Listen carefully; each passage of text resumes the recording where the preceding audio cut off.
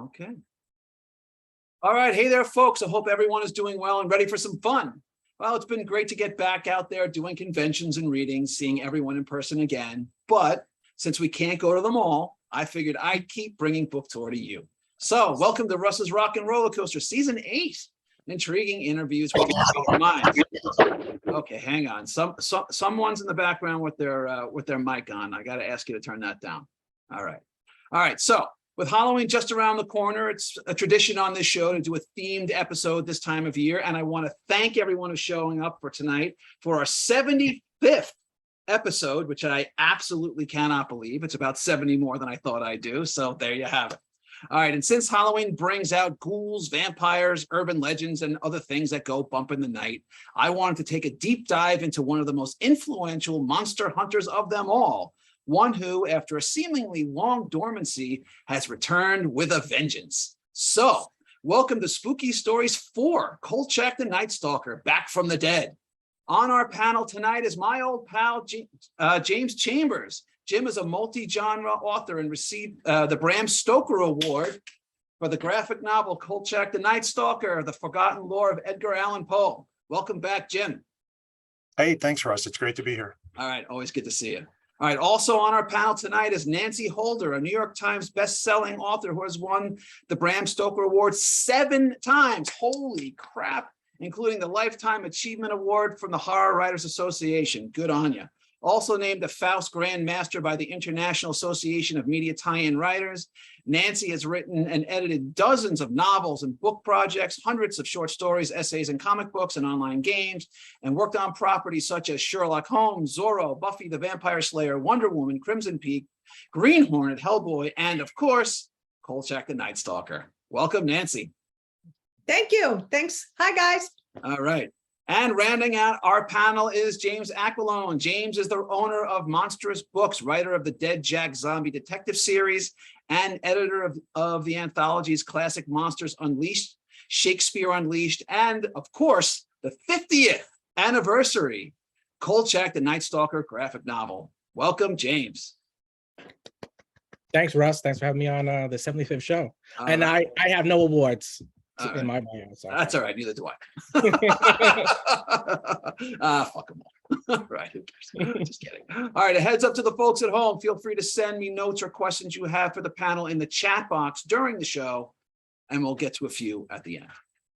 All right. So to be perfectly candid, I had never heard of KOLCHAK until just a few years ago. And I owe that introduction to my pal, Jim Chambers. We're going to cover a lot of ground tonight, but just for now, let's give the folks who are watching either an introduction or a reintroduction into the character. So who is Carl KOLCHAK and what does this madman actually do? Jim, why don't you take it away? Sure. Carl KOLCHAK is a reporter, and he is in many ways the sort of ideal of a reporter. He's committed to the truth and reporting the truth and sharing with the public everything that he uncovers. The problem is that he keeps uncovering things that are too fantastic for people to believe, or for the authorities to be comfortable with him reporting to the public, like vampires and ghosts and, let's see, werewolves, a lot of the typical classic monsters, but also some things that are even more esoteric, like the Rakshasa. And well, don't give the whole thing away, Jim. We got an hour to fill. Come on, so, pace yourself. Pace yourself. Sorry. I just get excited about the monsters. I know you do. Oh, speaking of which, I brought this out. I was at Monster Mania. Was it last month? And I bought something. I wanted to share it with everyone. I couldn't resist. I found it. Look at this. There we go. Oh, that's beautiful. Yeah. Just picked it up. Isn't that nice? Yeah, I think that's the cover to one of the KOLCHAK anthologies. Okay. I saw it and I said, oh, come on. This is Kismet. I got to do it. All right. There you go.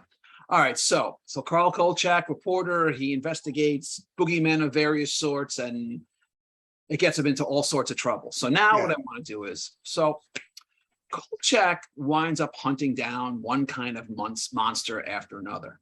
But before we get into why he does it, talk to me about our collective fascination with monsters to begin with. Nancy, what do you got? Oh, great. Well, you didn't think I was going to make this easy, Why did do we you? like monsters? Well, I'll tell you, they're powerful and they're something else and they're intriguing. And if you look at Buffy the Vampire Slayer, they are the demons we want to slay in our daily life. And that if we watch people slay them for us, then truth prevails. What I like about Kolchak is he doesn't always slay them, but he deals with it. And so monsters are like, monsters from the id, our shadow sides, all those kind of psychological things. They're just fun. It's fun to be scared. A lot of people like to be scared, and monsters scare you. And so they're an all-purpose entity. That's what I have to say about monsters. What about you, James? So just before we get into this, so I've asked several authors on the show, including Jim, the last time he was here, and I'm always curious about, so just a little backup. I don't read horror, I don't watch horror, and I don't write horror typically, although that's starting to change a little bit. And the reason is that I'm a scaredy cat. I'm full disclosure. I like some classic stuff, but as the time has gone on and I'm actually writing more horror and getting a little more interested in it. But what really fascinates me about it is really this sort of, monsters are a physical manifestation of other things. So James, kind of talk to me about why, what the physical embodiment of evil or danger or whatever you want to call it, what is it about that we just can't seem to get enough? Oh, you gave me a hard one there. I don't know. See, like the monsters I usually deal with are more of the fun type. So I wouldn't say I'm a scaredy cat when it comes to horror, but I certainly was when I was younger. And when I was like 8 years old, I saw this movie on Chiller Theater called Children Shouldn't Play with Dead Things. And it scared the hell out of me so badly that I never watched another zombie movie until I was maybe in my 30s. So when I did end up writing my first novel, it was about a zombie detective. And my zombie is not very scary at all. In fact, my zombie probably is very much like Kolchak. So I like the more kind of friendly, fun monsters instead of like the real, like, serious. Oh, so you like the monsters to sort of like tell you a joke before they rip your guts out. Yeah, absolutely. Well, yeah, I was always a fan of like Freddy Krueger, so I like that type of monster. That's me too. That's me too. Yeah, but yeah, I mean, I guess from the beginning of the monster stories, like Frankenstein, I think you did get like the monster was certainly like an allegory. I guess Nancy knows this better than I do about Mary Shelley and how she created Frankenstein. So I'll let her answer that. But I mean, on the one hand, I mean, to me, like the monsters just are cool, and I think the Universal monsters, I think, endured because the aesthetic was just amazing. I mean, I don't think you can do better than the design of Frankenstein and the Bela Lugosi Dracula and the Wolfman. I mean, like, see, like you're buying like the Kolchak art. I mean, the artwork is just amazing. And I don't think they ever did better than what Universal did in the 30s. So I think that's a really big part of it. I just picked this up too. There you go. Yeah, it's just cool, I mean, that's it. Right? So I mean, like you don't even have to watch the movies because I think the artwork really is what makes us really makes those monsters stay alive. Well, it's funny you say that because even though I'm not a big horror guy in general, I love horror themed conventions, and I go to as many as I can because I love the aesthetic, and in general that world is a little bit more, for lack of a better phrasing, it's a little bit more high energy and rock and roll and which is kind of more my personality. Right. Love that kind of stuff. So Jim, let me ask you though, I want to follow up on this thread then. So how much is this sort of, monster fascination about our inner fears and demons and the kind of really horrible things that people actually do to one another and to themselves, and how much it is just, you see these sort of, deformed creatures, but we can sort of watch them from a safe, like it's okay. Like if you saw someone in real life who was like deformed, you're not allowed to look. It's rude to stare, right? But when you're watching it on TV, you could stare, or reading in a book, you could stare all you want and kind of almost get comfortable with it to the point where it doesn't seem so scary anymore. So how much it is this sort of simply the aesthetics that we just sort of, they're like toys, really toys and art that we play with, and how much of it is the fright factor, the real creepy, chilling fright factor that's inherent to monsters? Yeah, it's an interesting question. And just a quick side note before I answer, I have to give James either a virtual high five or a virtual hug, because I too was scarred by children shouldn't play with dead things at a young age. But I monsters, there's a lot to be said for that aspect of monsters and that aspect of horror in general, that it allows us to encounter fear, encounter things that make us uncomfortable, encounter things that we don't understand immediately in a safe environment, in the form of a book or a movie or something. It's a place where we can kind of familiarize ourselves with those feelings of disquiet or unsettling notions. We can look at the monster, or we can look at, the Phantom of the Opera is a great example, the disfigured face. Or, to borrow from comics, a character like Two-Face, where it's okay to look and understand what that is. And I think that it's, horror in that sense, and monsters in particular, serve a purpose in that they sort of give us a safe outlet for tackling that, so that when we do encounter those things in real life, we're not as off balance as we might otherwise be. We're better able to kind of adjust and, better understand the situation, because we've sort of dabbled in it before. I mean, that's fair. I mean, I find myself, it's much easier for me to deal with werewolves when I run into them on the street, now that I've had a chance to watch a couple of movies.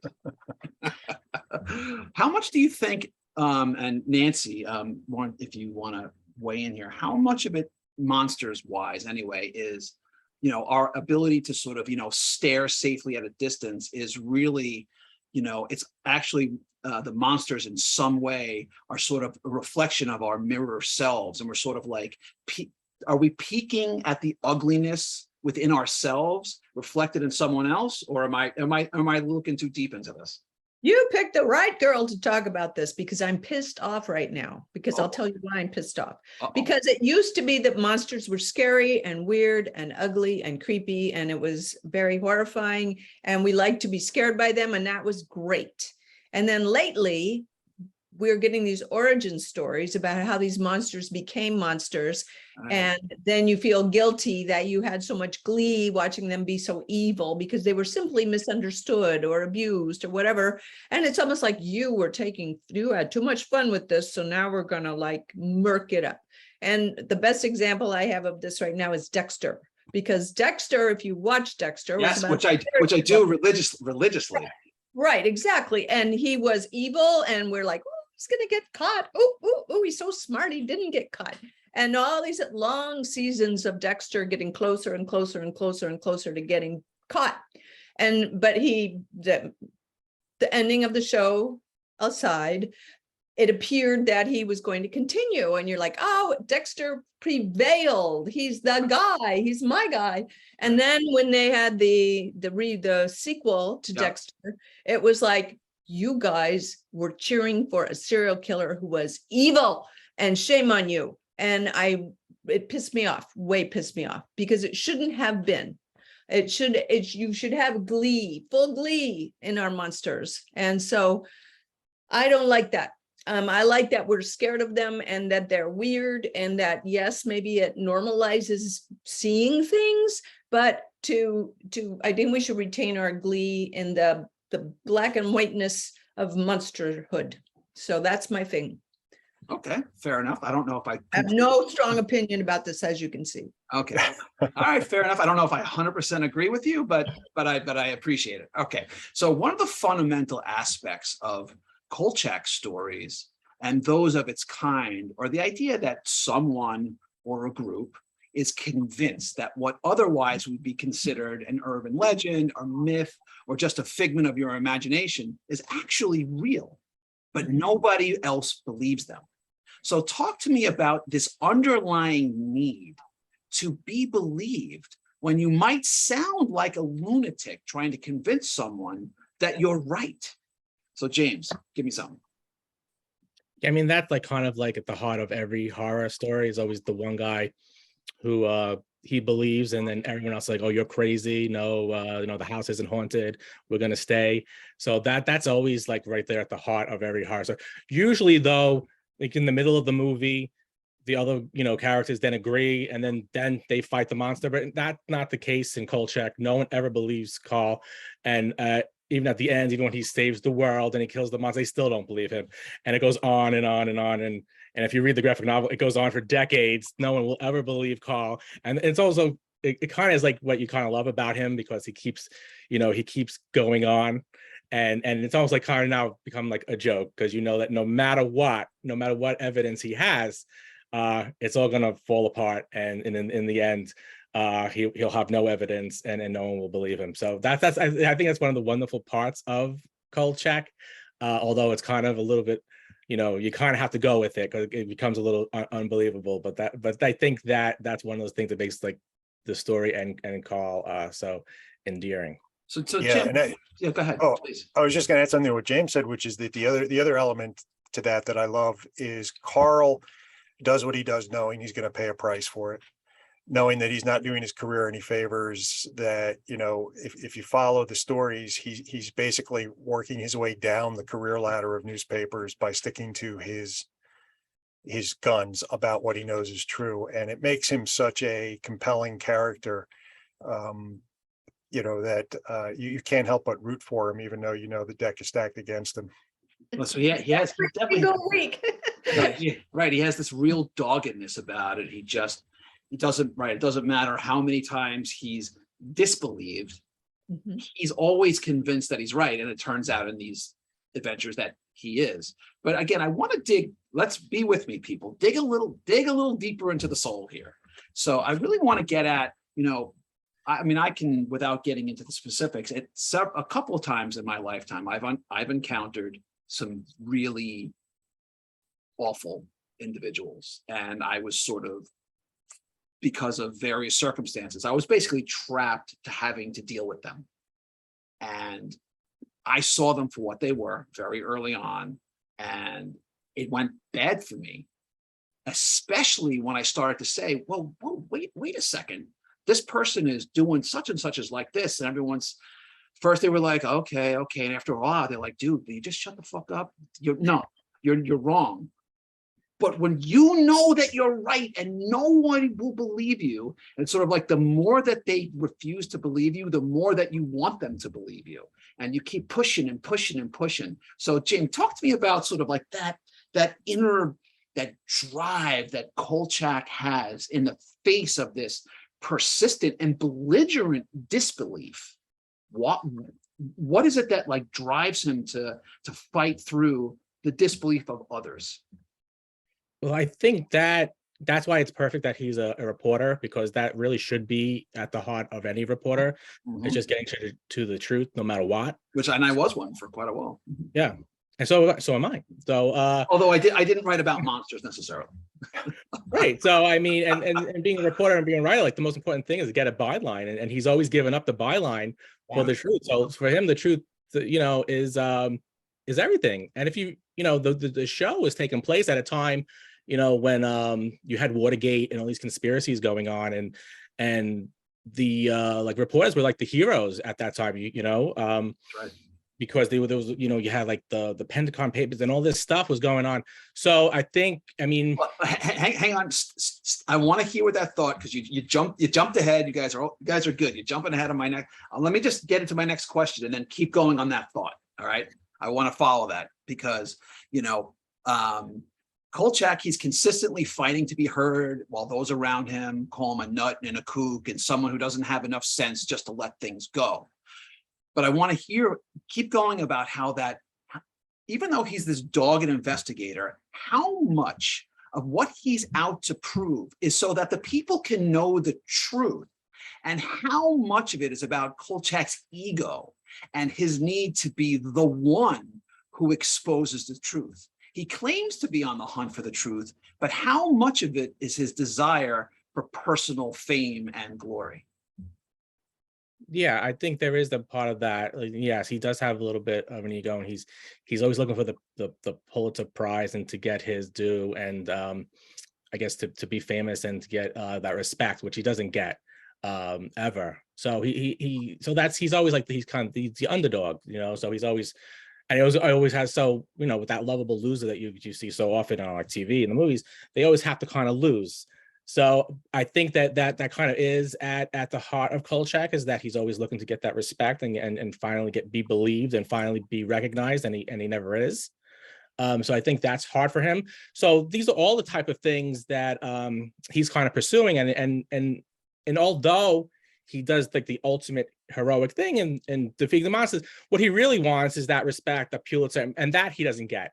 So it's again, I think that's one of the things that make you kind of endear you to Kolchak, because the thing he really wants, because he doesn't go and pursue these monsters. That usually is something he kind of stumbles upon. So he usually in the stories, he doesn't even know anything about vampires or zombies. He has to go to someone to learn about them. So he's just doing his job, and then he stumbles upon this, and then the investigation leads him toward a monster. So he wasn't like a guy who's already has a kind of like conspiracy theory in his mind that like, I'm going to uncover this. He stumbles upon that. So his goal really is to be the guy who wins the awards and gets the byline. Right. And So happen. but here's my question though. If there's nothing wrong, look, I still work in the news business. I've been doing it for almost 30 years. So I'm no stranger to what goes into that. So, but Nancy, follow along on that. So if we have this guy, he's this dogged investigator who takes his trade craft quite seriously, yet he's thirsty for this respect. It's high level respect, but he's doing it while chasing stories that he has to, especially considering how many times that he did it, that nobody is going to give him a Pulitzer for writing about vampires. It's just never going to happen. There's no universe that exists where that's going to happen, but he still wants it anyway. So what does that tell us about Kolchak? That at his heart, he's a freelance writer. He's a novelist without a novel. Pulp fiction writer. No, it's part of his enduring personality. But you look at where he works. He always works in these doofy offices. They're dumb, and his coworkers are weird. And he wants that. He goes on the werewolf trip because he wants a free vacation, or he's always. We all want to be recognized. We all want to be told you were right. Dang it, you were right. But he does it anyway, and he knows he's not going to be treated well. He goes in all those press conferences where the other reporters are getting noticed and getting answered, and then the police chief will say, "Get Kolchak out of here!" Right. Always being tossed out of things. Always. Like a Wile E. Coyote trickster guy, and that's what I admire about him. But yeah, I mean, it's sort of part of the Schadenfreude part of Kolchak, is he's not going to get that thing he wants. He's not going to get the big byline. He's not going to get the trip to Stockholm or any of that stuff. But he just he's one of us. He keeps working hard, even if he doesn't get the kudos at work. Right, and I think that's another part of it, is people like, he's like one of us. He's like our guy.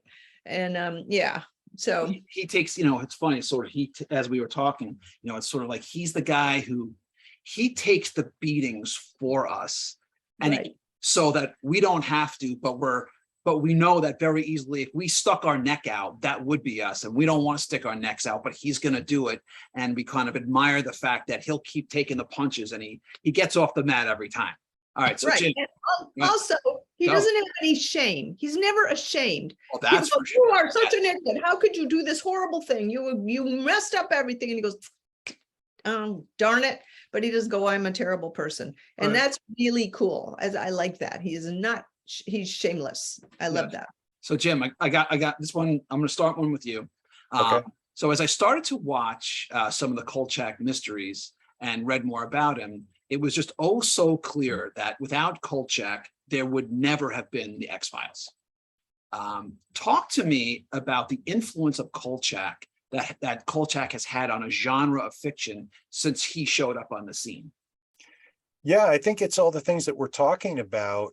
And it's, the X-Files in a lot of ways is a reincarnation of the themes and the social frictions of the time of Kolchak that James was talking about. The X-Files is all about question authority, don't accept the official line, without thinking about it, without investigating, don't shy away from the truth. And probably the most clear reflection of Kolchak in the X-Files is Fox Mulder.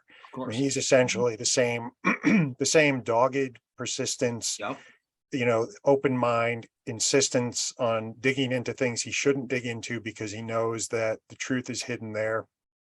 And I think a lot of it comes down to what you see in Kolchak, where, he ultimately, he's a humanist. He's a very empathetic person because, in the Night Stalker, for example, he seems genuinely like concerned that these women are being murdered. Right. And that, he thinks he's got the solution that can stop the killings and the authorities want nothing to do with him. And a lot of that kind of surfaces in Fox Mulder, where he's like, we have to stop whatever this conspiracy is. If you look at the overarching X-Files theme, it's let's stop the alien conspiracy from taking over the human race. And he knows no one else is going to do it. So he may not want to do it. Kolchak didn't want, if you've seen the third episode of the series with the zombie, there's a brilliant sequence in there where you can tell, and Darren McGavin gives such a brilliant performance. It's all over his face that he's scared out of his mind, wants nothing to do with defeating the zombie, and yet he forces himself to do this ritual to immobilize the zombie because he knows no one else will do it, because no one else believes it, and somebody has to step up and do the right thing. And I think that's the biggest piece of Kolchak that carried over to the X-Files. So just staying on this thread. So as we talked about before, Kolchak has this burning desire to be the one who breaks the story as much as exposing the truth. But whereas Fox Mulder, he didn't really want the attention. He really seemed to be much more about the truth.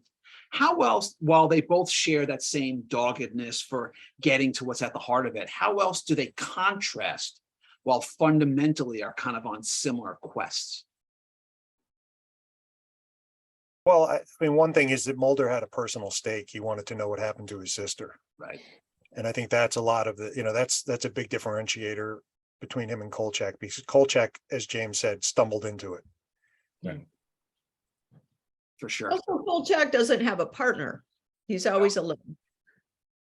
So, and that's got to be, unto itself, right? Whereas Mulder kind of had this, there was a yin and yang between him and Scully, and she was there to sort of debunk him, but she acted as a sounding board, right? And sometimes she would Mulder would come around and be like, all right, so maybe I went off the deep end a little bit on this one. But right. Kolchak doesn't really have that consistent counterpoint. He's got to be the yin and yang in his own mind, which in He's real got Vincenzo. Right. Tony Vincenzo. Right. Scully's kind of like a kinder, better looking Tony. True. Right. Yeah. Yes. With a lot less yelling. Right. That's the thing I couldn't get past. They don't talk to each other. All they do is scream at each other. And I want to know how many times was Kolchak not just fired, but threatened to be fired. I think that's a drinking game. Yes. Okay. All right. So this leads me to my next question. So Kolchak is one of those cult figures that seems to get a new life over time. So talk to me about how Nancy, how about Kolchak popped up on your radar, how you've come to be involved with the character and what you hope to do next with him. Oh, okay. I watched Kolchak back in the day. It's funny because I really loved the show, but as we can all admit, some of the episodes weren't as strong as some of the other episodes. And I would think to myself sometimes, this somehow this could have been better. I wish it would have been better. And I now have read about it, that Darren McGavin felt the same way. And that's why we don't have more Kolchak episodes, as he got frustrated with it. But I wrote a long time ago, and I should have looked it up had I known you were going to ask me this, but I did write a short story for Moonstone for Joe Gentile long ago. And he goes to Las Vegas, and there's I think it's a wax museum, and this serial killer murderess, it's like a Lizzie Borden, but she was real. She was a real person in history. Her statue comes to life, and he has to convince everybody. And of course he doesn't, but it's made out of wax. And so something happens to all the wax statues. And, but it was my first foray into Kolchak, and I was totally stoked, because I would, you know, how we people who write in sandboxes like this to get you get a good one, and Kolchak was definitely a good one. I had written some other Kolchak stuff, and then I was invited into the 50th anniversary, and that was very exciting. Thank you so much. And So is this right? So there was a plan to keep doing Kolchak, and Darren McGavin said, "That's it, I'm out." Is that what happened? What happened was he started taking the executive producer, the producing, he kept it going and helping it and moving it along, because he had a lot of experience and he was a Hollywood guy, and he had too much to do. They weren't paying him more than just being the main character and the actor in it, but he was doing a lot of what we might think of as the administrative production kind of work, because it wasn't getting done, and he was tired of it. And he just basically said, I can't do this. I don't want to do this anymore. I guess, I don't know if it wasn't fun for him or if he just felt burdened, but that's what happened. According to my reading, somebody who's more of a Kolchakian might have a different take, but that's what I've read, that he just was tired. He got tired. So sort of the same thing happened to Jeremy Brett in Sherlock Holmes. So Right. Sherlockians out there. So Jim, so as I said at the top of the show, you know, you were the one who actually put Kolchak on my radar back when you did the graphic novel. It was about 5 years ago or whatever it was. Yeah. Were you watching Kolchak, you know, how did you get introduced to Kolchak at all? Like, how did he pop up on your radar? You know, I first heard about him from my mom, because she's a horror fan and she watched the original Kolchak stuff. I was way too young to watch it when it was first aired, but I caught it later. I guess it was in the early 90s. It was rerun on the Sci-Fi Channel for a while, and I caught some of it there. And you could get bootleg episodes on VHS at conventions occasionally. So I would pick up some of the episodes I'd heard were the best and watch those. And it took me a while to really completely see the complete series, because it wasn't readily available for many years. But finally a DVD set came out, and I was able to catch up on the episodes I hadn't seen. And you know, I give a lot of credit to Joe Gentile and Moonstone Books for keeping Kolchak in the public arena.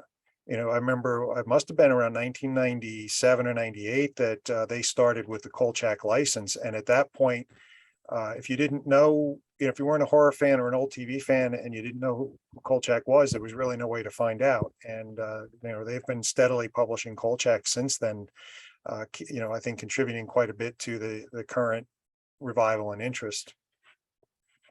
And James, how about you? How did Kolchak first pop up on your radar? I was probably watching it in reruns in like the late 80s or early 90s. Maybe it was when Sci-Fi was rerunning them, because after X-Files came out, there was kind of like this resurgence in interest in Kolchak, because Chris Carter, who created X-Files, was very vocal about Kolchak being the inspiration for the X-Files. So then there was this more interest in Kolchak after the X-Files came out. So you know, Kolchak then started being rerun a lot on cable, but it started being rerun, I think, in the late 70s. So I might have caught it. You know, there used to be like the late show in the 70s and in the 80s. So I don't know. It's always been something that I always knew about. And I know a couple of years ago, I was talking to my wife about the episode when they're in the Seattle Underground, and we were just talking about that, going, is that a real thing? That seems like that is not a real thing. And then we looked it up on YouTube, and it's like, that is a real thing. And then we started rewatching all the Kolchak episodes, which I think is on the NBC app for free. So that's how I got into it again a couple of years ago. And then I was looking to do a graphic novel project, and then I saw that the 50th anniversary was coming up like just months later, and I was like, holy cow, that is the perfect excuse to do a Kolchak thing. So I just emailed Joe at Moonstone and I pitched him the idea, and he said, it sounds great, let's do it. And that was about it. Huh. Did you guys ever, was there ever a talk, like Star Trek had its life in the 60s, it continued in reruns, and then there was, after Star Wars came out, there was such a big push to get the movies out. Was there ever a point where there was talk about saying, wow, maybe even after X-Files was out, where they were like, hey, Darren, let's get time to put back on your, put back your fedora, let's go back out there. Was there ever talk about rebooting the series in any way? Well, they did. They did in 2005. Oh, did they? Yeah.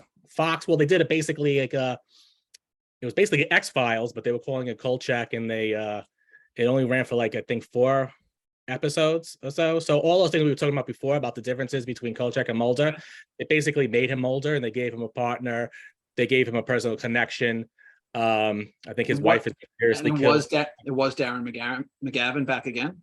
No, he was not. It was what's his name? It was a very good-looking, smooth-talking British Stewart, guy. something. He was married Exactly. to Charlize Theron. Right, exactly who you think of when you think Kolchak. Oh, Jesus. Right. Yeah. So it was completely different. He didn't have the hat. He was very cool. I don't want to know that. So they totally ruined it. So they did reboot it. Was it Stuart Townsend? Stewart Yes. Townsend, yeah. Okay. All right. Yeah. Oh, well. I'm looking. I looked it up. Okay. All right. She All right. cheated. So just a But quick. there also was many years they were threatening to make a Kolchak movie starring Johnny Depp, Right. which never happened. So I kind of feel like we probably dodged a bullet with that one. Yeah, I think you might be right. All right, a quick interlude for the folks who came in a little late. If you have any questions or comments for the panel, send them in the chat box, and we'll get to a few at the end. All right, so I want to get into something a little bit. We're going to get a little bit real here for a minute, Kolchak wise, since Kolchak fundamentally is about hunting down monsters and creatures and ideas that we'd maybe rather not deal with. As America, if not the world, has come out of an extremely dark time, and one could argue we're actually going deeper and deeper into it, with the clear and blatant rise of anti-Semitism, authoritarian regimes, and a bizarre and almost cult-like refusal to accept facts and reject science when it's inconvenient. Do those simmering and ever-present fears increase the desire to see new stories with a character like Kolchak, who hunts real-life monsters when the masses don't want to believe that these horrors are lurking among us? Traditionally, that is true. If things are bad in the world, people tend to love to read or watch horror. That's a known cycle. So I would say yes. Okay, James, what do you think? Yeah, because if you look at the classic monster era was the 1930s. That was the Depression, and that was one of the darkest times in U.S. history, and that was like great time for the movies, and especially that's when horror cinema really came into its own, and those monsters are still going on. So yeah, absolutely. Jim, what do you think? I agree. Yeah. And I think beyond just the interest in horror that it generates, the interest in a character like Kolchak is, people want to see somebody doing the right thing. Right. And we're in these dark times, and they're oftentimes you feel like, public officials, authorities, politicians, whoever, do not have your best interests at heart, Right. or they're not doing the right thing. They're doing the right thing for them. A character like Kolchak is reassuring, because he's going up against the monsters, and he's paying the price and doing the right thing because it is the right thing. And that's very reassuring. Yeah, he's doing the right thing when it would be so understandable if he didn't. He just said, you know what, he could tap out at any point and no one could blame him if he did, but he doesn't. He sticks with it, right? He like I said before, he fights the monsters. He takes the hits so we don't have to. All right, so talk to me. This is kind of like an overarching theme here. Feel free to weigh in. If Kolchak has an enduring legacy, what is it? James, what do you got? Well, I think he's really the first on TV anyway to be like that monster hunter type that we see later with Buffy the Vampire Slayer and Supernatural. I think he's really the first to do that. So, you know, when the first two TV movies came out, they were huge at the time, and they were the highest rated TV movies of all time. Is that right? Is that right? Yes, Yeah. they were. Was that at the time or even still today? I think it's been passed up now, but at the time, and it was, I don't even know what the numbers were. It was something like 30 or 50 million people who watched. Is that right? Night It was Stalker that. It was that. 72. Wow, I Yeah. didn't No, know it that. was- Well, at the time, it was like a third of the country, or Yeah. nearly half the country Wow. watched it. I mean, today you can never get those numbers because, you know, if Bifurcation. your show of 2 billion people watch it, it's a hit. So you can never even come close to that now. So that's why they immediately did, you know, a sequel, you know, Right. the next year, The Night Strangler, and the ratings for that were really good. The ratings for the TV show, they weren't so good. It was like, I think they were like ranked 77th or 78th that year. I think it was ranked right under Kung Fu. But although Kung Fu still kind of scores as well. So, you know, you can't really take that. So I don't know why the TV show didn't do as well. But I think I don't think that was your question, but that was the case. I don't know why. I'm just curious if you had your thoughts on, you know, maybe if, you know, Nancy or Jim, you want to weigh in here. So if Kolchak has an enduring legacy, like what is that legacy? Jim, what do you think? Well, I mean, there's a couple of ways to look at it. I think James was on the track of, you know, the legacy of the character in the show, having sort of set the bar for the sort of everyman occult investigator that has become Right. so popular now. I mean, without Kolchak, certainly the X-Files may not have come together, but there are other shows like Buffy the Vampire Slayer and Supernatural that certainly owe something to Kolchak. Right.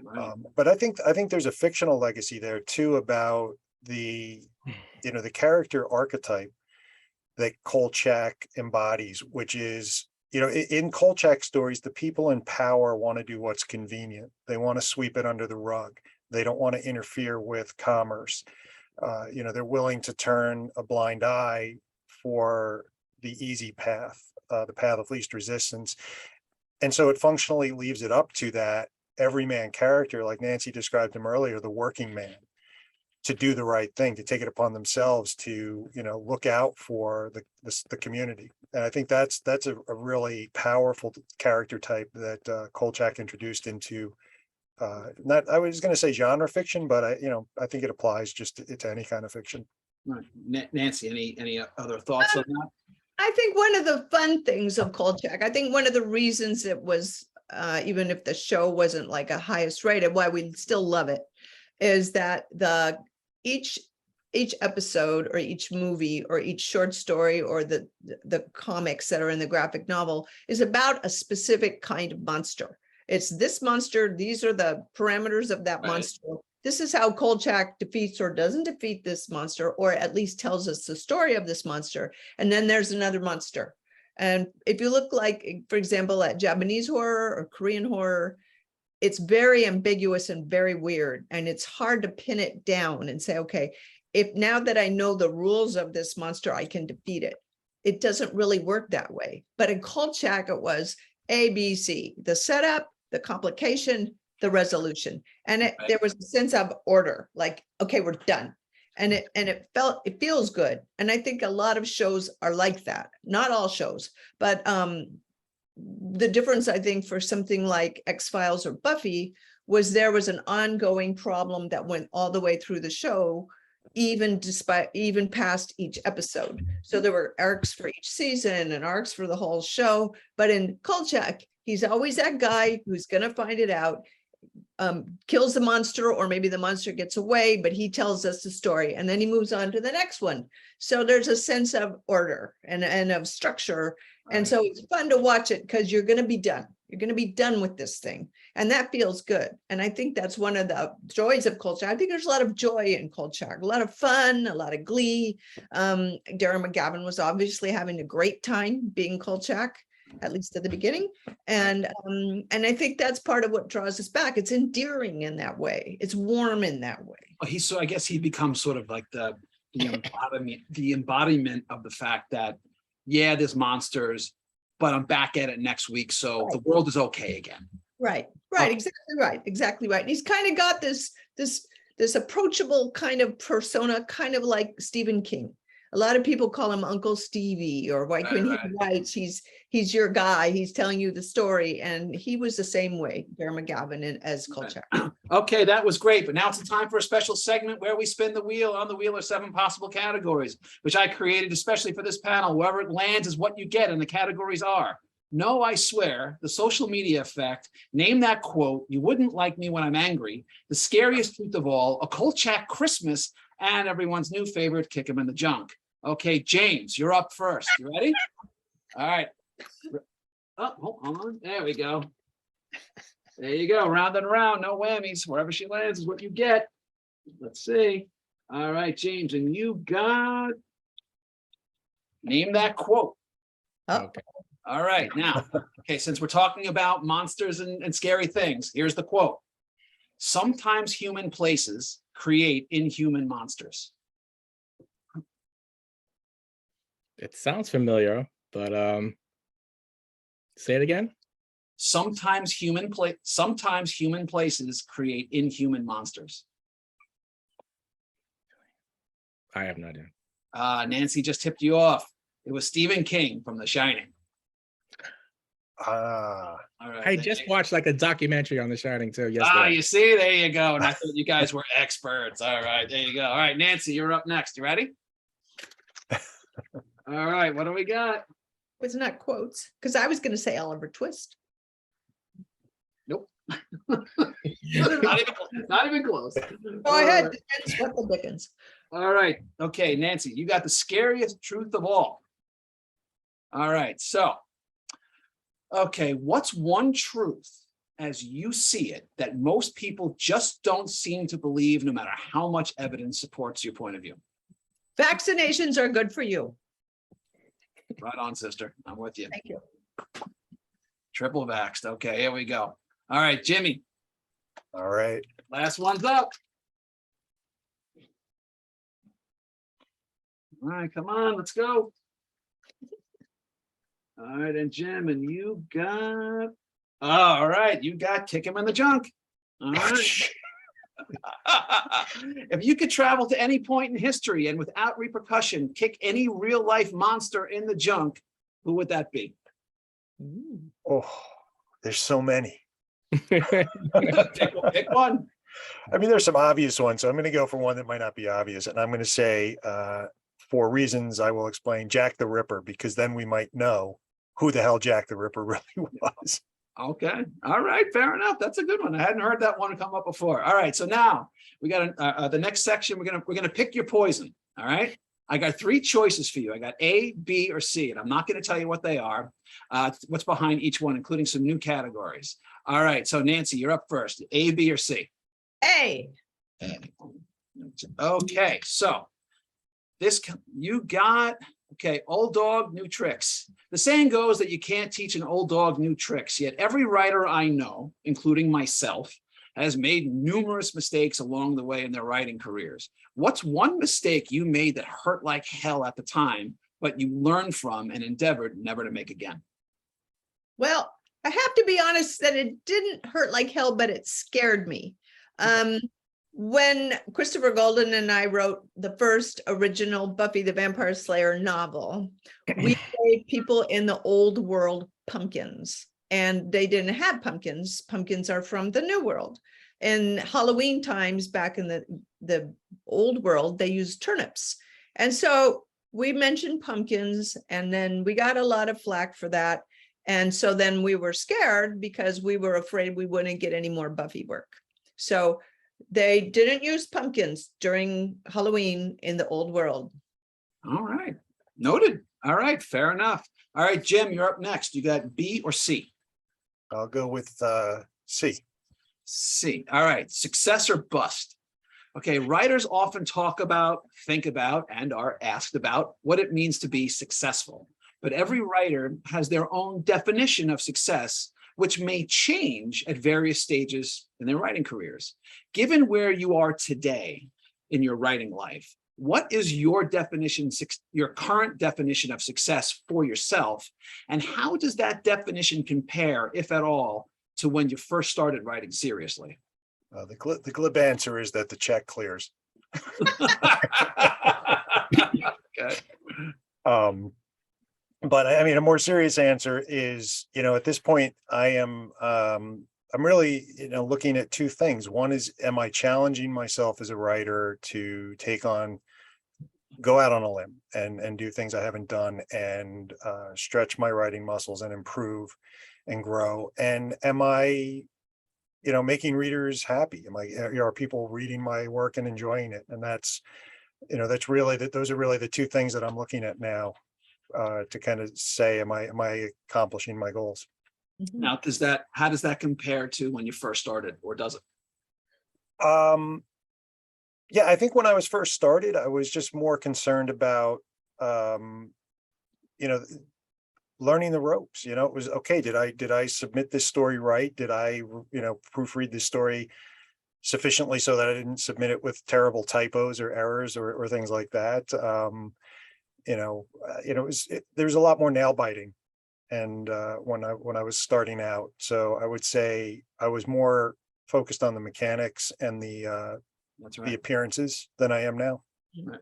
And I'll just add to that one thought for those who are watching. So when I first started back on book tour, I remember 12, 15 years ago, I didn't know one single person in the book world except for one, and that was Jim Chambers.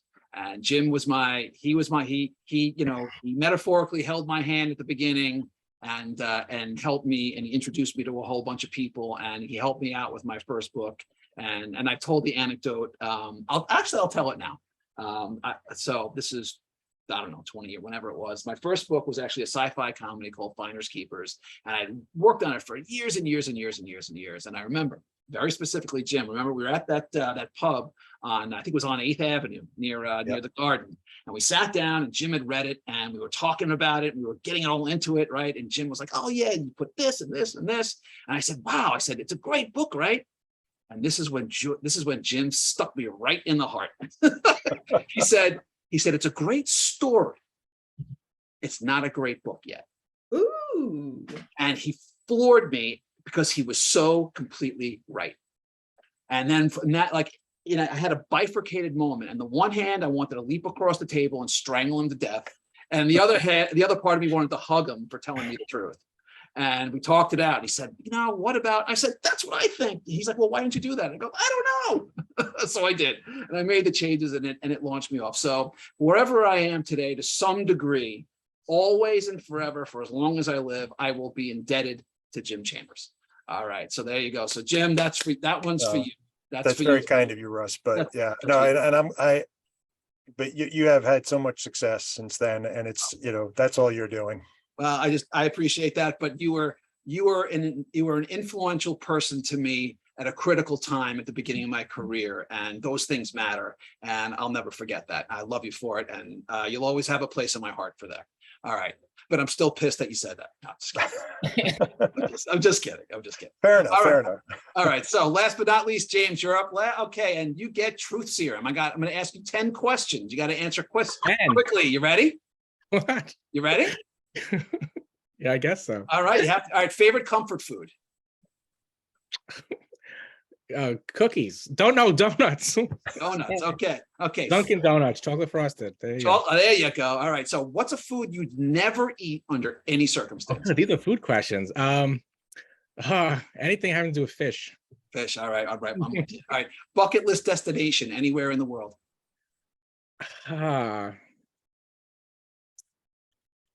I guess England. I've never been to Europe, so I really want to go to England. All right. Scariest movie you ever saw? Scariest movie? I'm gonna go Human Centipede, because that movie still creeps me out. You know what? I know this is no joke. I was at Monster Mania a month ago, and Jim, I was sharing the table with Don, and cool. We were talking to someone, and this movie came up, and they were just talking about. This girl said to her sister, she's like, I will never forgive you for making me watch that movie. It was so horrifying, but I couldn't stop watching it. Yeah, I mean, I think about it way too much. It just really sticks with you. There you go. All right. If you could have one superpower, what would it be? Travel in time. Oh, that's the first time someone said that. Good for you. All right. Do you play any musical instruments? And if not, which one if you could? I play a guitar, but not Alright. that well anymore. All right, fair enough. Well, I'm still working on mine. All right. So you can only have one of these: perpetually fantastic good luck or very solid skills. I go with solid skills. All right, cats or dogs? It used to be dogs. Now we have cats, and I really come to like the cats. So I don't know. I go That's fine. cats. if we have cats. I'm the exact opposite. I was a cat person my whole life, but I've had dogs for the last 10 years. So there you I go. like all animals. Me too. All right. So you can see a live performance, sports, music, theater, whatever, any seat, any venue. What's your choice? Any venue? Any venue. The venue? I would say the Globe Theater to see maybe like and I can use my superpower to travel in time and see Shakespeare. Oh, good for you. Which play? Hamlet. Oh, all right. All right. To be or not to be. All right. In your lifetime, if you could have one do-over, what would it be? Oh boy. One do-over? Oh man. I don't know. That's a tough one. This is truth serum, baby. You got to answer. I wouldn't have gotten a journalism degree. I would have gotten a journalism degree. All right, good for you. Well, even though I was a journalist, I didn't get my degree. I was an English teacher. So there you go. All right. Yeah. All right. So we got a couple of minutes to take some questions from the audience. I don't see no one's chiming in. So what I'm going to do here is I'm going to share my screen because I got some good stuff to share. I think you guys are going to like what you see. So just bear with me for a minute. And we're going to do some fun stuff here. Hang on one second. Screen. All right, did I do it right? Yes, I did. Okay. So what do we got here? Talk to me. Oh, this is actually my co-author's name is not on the cover, but his name is Alan Phillipson. We've started writing together, and this is our creation, Johnny Fade. We're having a comic book series, which will be turned into a graphic novel by Moonstone. This is one of the stories about Johnny Fade. Fade is a detective in 1940 Hollywood. This is very, very noir. It's supernatural, but the foundation of it is very noir. And Johnny Fade gets gunned down, discovers that he's in a sort of a purgatory called Dead Town, finds out there's a worse place called Deader Town, where his mentor, who was a true blue by the book detective, is in the worst place. And there's machinations about what's going on. He finds he can be summoned back to Hollywood to solve mysteries or situations, especially for this Mexican Spitfire movie star named Rachel. And we love him. And we've turned in all 5 of our scripts to our artist, John K. Snyder III, who will be at Balticon if anybody's going to be there.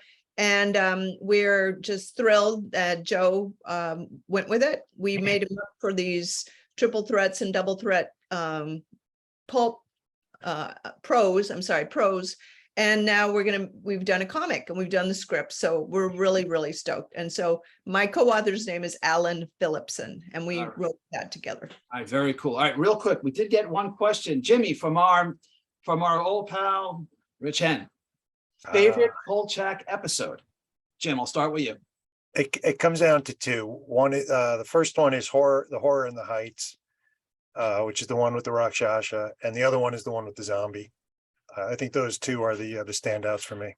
Okay, Nancy. Actually, I have to go with that too, especially because when you wonder, is he going to shoot Miss Emily? Is he going to actually do that? That is freaky Zoid. Also, Horror in the Heights is a riff off a story by Arthur Conan Doyle, the title. So as a Sherlock Holmes person, that makes me extra happy. So I go with those 2. The zombie, he's in the car trying to get the thing from the anyway. If you only watch 2 Kolchak episodes, I vote for those 2. All right, James. I would say Zombie 2, and I would say Chopper, because I just love that idea of the headless horseman as a biker, and that was written by Robert Zemeckis and Bob Gale. Oh, is that right? Yeah. Oh, right on. See, so who knows? Yeah, there was like a lot of cool writers on the show. So Wow, very. David Kelly, who went on to do The Sopranos, was a David Kolchak. Chase. Right. David Chase, sorry, thank you. Yep, is right on Wow. Kolchak. No idea. Oh, that's right. Very cool. All right. So we got some more stuff to share. So what do we got? What am I looking at here? This is that's like the Kolchak one shot, which is, well, the Kolchak project actually has 3 different books. This is the one shot, which is a 48-page floppy comic, and this has 3 stories in it. We got David Avallone wrote a story, which is Kolchak as a teenager, so it's basically his origin story. We got Steve Niles wrote a story, and I wrote a story. So that's just, but those 3 stories are also in the full anthology as well. All right. But So I wanted to do a floppy comic, so we did. And this is the full comic. This has everything. This is the deluxe version with the Jerry Ordway cover. And this has 12 comic stories, which is 188 pages. And then we added 10 prose stories. Nancy wrote the first one, The Oni, with Alan. So that's 248 pages of Kolchak. That's all the Kolchak you're gonna need. So 12 comic stories, 10 prose stories, 248 pages, and we also have some sketches in the back and some of the art as well. And we got 2 essays. We have one of the intros is by Jeff Rice. I don't think we mentioned this. Jeff Rice is the guy who created Kolchak. He was a Vegas reporter, and he wrote the Kolchak novel, which was unpublished, and then it went on to Richard Matheson, who ended up writing the first 2 movies. But it's Jeff Rice's son, James Rice, who now owns the Kolchak license. Okay. And he wrote a really great introduction talking about his father and Vegas and then the how he came about creating Kolchak. And then we have Richard Matheson, his son, R.C. Matheson. He wrote the second introduction. So cool. That's really cool. Yeah. All right. Jim, are you in any of these? I don't think I got an image from you. I'm in the anthology, the graphic novel anthology. Oh, you are? Good. Okay, good. So Jim, so I don't have anything else specific for you. Is there anything else you want to tell the folks about that we should be looking for? Or are you Kolchak'd out here? No, I mean, definitely look for the anthology. The graphic novel anthology is going to be a fantastic read. No, the big book. I mean, that's a fantastic read too. And I'll hold up one book quickly because this is it's fading into the screen there. The Kolchak, The Night Stalker, and The Night Stalkers, The Faceless Gods. Yes. God is a Kolchak novella that I wrote that Moonstone published earlier this year. And it's a little bit different take on Kolchak, where it teams him up with a crew of classic pulp characters that Moonstone has in its stable. Oh, cool. Like the Domino Lady and Flint from the James Coburn Our Man Flint movies, and Foxy Brown. Oh, great. And T.H.E. Cat and all these great pulp characters and TV characters. So if you're looking for some more Kolchak, although I do agree with James, this might be all the Kolchak you need in the 50th anniversary collection. You know what, Jim? If your name's on a Kolchak book, it's worth getting. I agree, 100%. All right. Thanks, gang. All those sound amazing, and I can't wait to check them out myself. As for me, since we're talking about spooky stories and mysteries, I'll encourage you to check out Murder in Montague Falls. This is a noir novella collection that I wrote and edited with my partners in crime, Sawney Hatton and Patrick Thomas. And to give you a sense of what it's about, Murder in Montague Falls are 3 noir novellas. They all take in this fictional town of Montague Falls, and the protagonists are all teenagers. But this is not, this is not YA. The 3 stories, the teenagers all went to the same high school, but set in 3 different decades. In the first story, Red Ink, which I wrote, it's set in the 1980s, set against the Reagan era Red Scare, the Russian Red Scare. And it's very, very, very loosely based on something that happened to me, where a paperboy is out collecting on his route at night. And because it's dark, he thinks, but he's not sure, that he sees one of his customers get murdered. He freaks out, as anyone would, doesn't know what to do about it, hems and haws, and finally decides to investigate this crime himself and take some very dangerous chances. In the second story, written by Sawney Hatton, which is the most horror that we have in this one, it's set in the 1990s during the Satanic Panic, where teenager Natalie is very, she's obsessed with Satan worship and pentagrams and the dark arts and the devil. And these two sort of dim bulbs who are sort of best friends, both kind of have an eye on Natalie, and they're drawn into her world, and they kind of form this quasi love triangle. And the deeper they go down into Natalie's dark arts world, it ends with some very gruesome and grisly results. And then lastly, the third one by Pat Thomas is set in the 1950s, where this is classic noir, where a sultry high school teacher seduces one of her students in the hope that he will murder her husband. All right. And just to, because it's hot, and all the stories are set in and around Halloween. It's not really a Halloween themed collection, but the timing is right. So as a special treat, Murder on Montague Falls is on sale right now on Amazon through Halloween, both in print and ebook formats. All right, folks, that is, as they say, that is our show. I want to thank my guests. I want to thank Jim and James and Nancy for coming and spending a little time to be all night stalkery with us. And I want to thank everyone who's watching at home. And if you want to see me in person for my final convention of the year, I'll be at PhilCon in Cherry Hill, New Jersey, the weekend of November 18th through 20th. Until then, I'm off next week, but then I'll be back for my final 2 shows of the season. So I will see everyone back in 2. And it was great to see everyone. And that's our show. See you guys. And thanks again. All right. Thanks, Nancy. Thanks so much, Thanks, Russ. Jim. Thanks, James. Always great to see everyone. And we'll have to do this again. Be good, guys. Bye.